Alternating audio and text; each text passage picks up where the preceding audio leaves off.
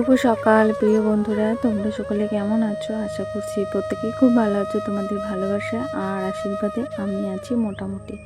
তোমাদের সবাইকে সাথে নিয়ে আবারও একটি নতুন ভিডিও শুরু করলাম। আশা করছি আজকের ভিডিওটা তোমাদের কিছুটা হলেও ভালো লাগবে। আর ভিডিওটা শুরু করার আগে আমার যারা বয়োজ্যেষ্ঠ তাদের শ্রীচরণে শত প্রণাম, ছোটদেরকে অনেক ভালোবাসা জানিয়ে। আর এই দেখো, কথা বলতে বলতে ঘরটা তো ঝাড় দিয়ে নিয়েছি, তারপরে চলে এলাম বাইরে। তারপরে বাইরে উঠানটাকেও ঝাড় দিয়ে নেব। এটা ছিল এপ্রিল মাসের 17 তারিখের ভিডিও, অনেক দিন আগেকারের ভিডিও গো। যেহেতু কদিন ধরে আমি কোনো ভিডিওই তো করতে পারছি না, এটা অনেক কদিন আগেই করেছিলাম। আর সেদিন বারটা ছিল বিশেষত মনে শনিবার ছিল। আর এই দেখো, আমি ভুলেই গেছি জানো তো কী বার ছিল। তারপরে দেখো, আর রাতে একটু ঝড় বৃষ্টি হয়েছিল, তার জন্য অনেক পাতাও পড়েছিল। তাই এই যে সমস্তটা ঝাড় দেওয়া আমার হয়ে গেছে, উঠোনটাকে ঝাড় দেওয়া হয়ে গেছে। আর বাসি উঠানটা তো জানোই একটু সকাল সকালেই ঝাড়টা দিতে হয়, কিন্তু আজ উঠানটা ঝাড় দিতে একটু সময় লেগেছিল, কেননা অনেক নোংরা পড়েছিল তো উঠানে, ওই জন্য। আর তোমরা তো যারা আমার রেগুলার আমার ভিডিও দেখো, আমার সাবস্ক্রাইবার দিদিভাইদেরকে অসংখ্য অসংখ্য ধন্যবাদ। তোমরা প্রত্যেকে এইভাবে আমার পাশে থেকো। আর এই দেখো, উঠানটাকে ঝাড় দিয়ে পাশে থালা বাসনগুলো নিয়ে চলে এলাম।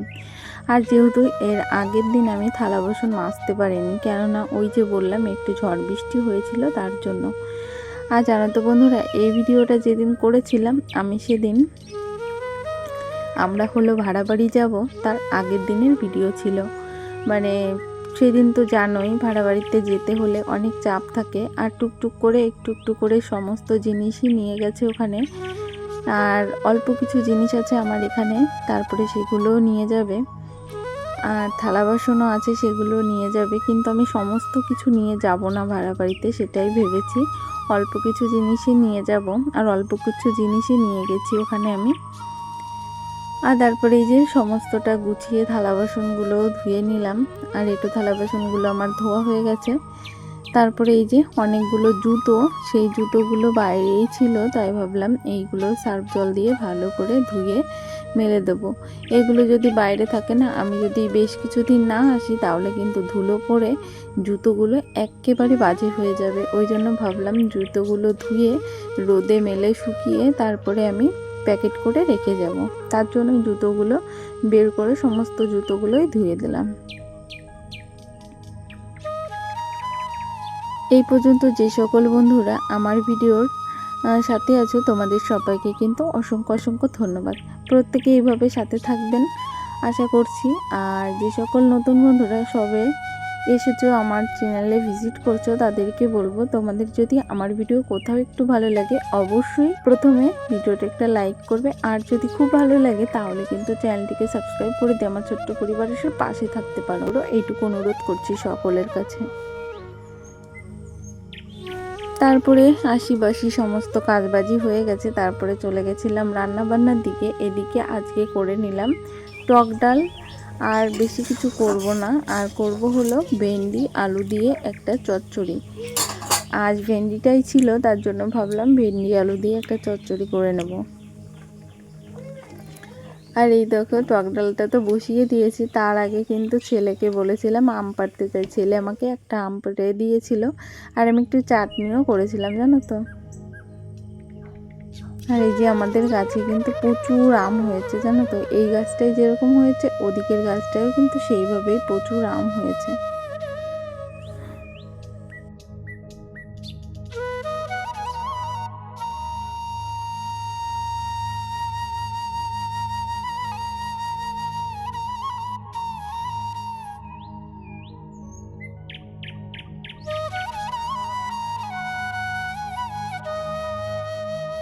ওদিকে ডালটা আমার হয়ে গেছে, ডালটা নামিয়ে নিয়েছি। তারপরে এই যে ভেন্ডির তরকারিটা করে নিলাম। আর ভেন্ডির তরকারিটা না একটু গামাখা ঝোল দিয়েই করব।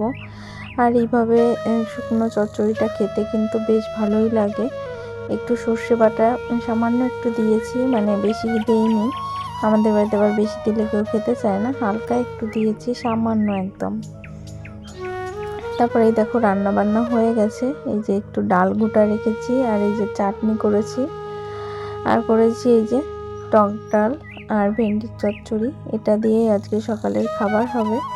যেহেতু শনিবার তো আর বেশি কিছু ঝামেলা করিনি, আর মনটাও ভালো নেই, যেহেতু আমরা ভাড়া বাড়ি চলে যাব, তো তার জন্য মনটা খুব খারাপ ছিল।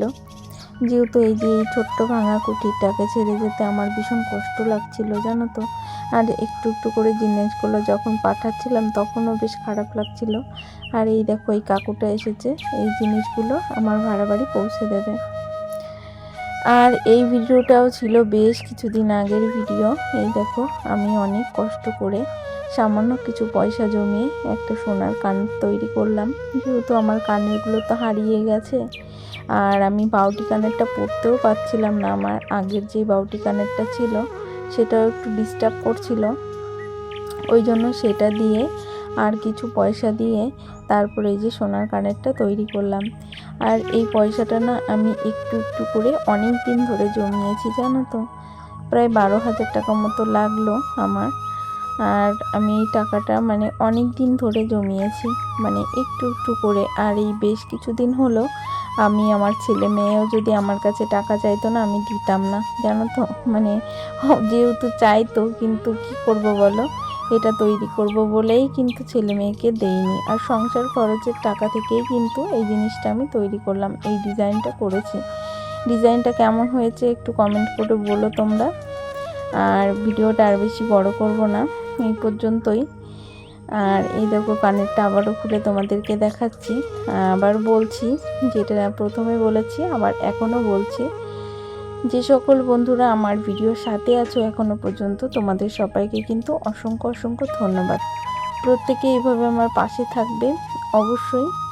আর যে সকল নতুন বন্ধুরা আমার চ্যানেলে প্রথম ভিজিট করছো তাদেরকে বলবো, আমার ভিডিওটা যদি কোথাও একটু ভালো লাগে অবশ্যই প্রথমে একটা লাইক করবে।